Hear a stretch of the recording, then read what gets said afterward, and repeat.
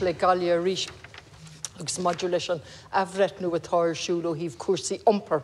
So tá siad í mon oibre stratais nua don córas iompair in Galway agus mar cuid den sin tá sé ceappa staidir féidireachta a críochnú agus banna má ceis lei sin agus an commerceáid nach bhuilig tarlú ó híh na daoine ar an talamh atá tíofaíor den staidir féidireachta sin. In the few seconds I have left, there's a review of the transport in Galway, and part of that review is a feasibility study for light rail, which we have campaigned for a very long time, and about 6 years ago collected 24,000 signatures.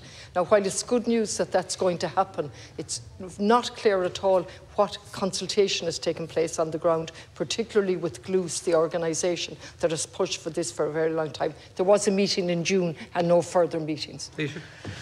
Thanks, Deputy. I'm afraid I don't know what the update position is in relation to that, but I certainly let Mr. Ryan know that was raised here today and ask him to come back to you directly.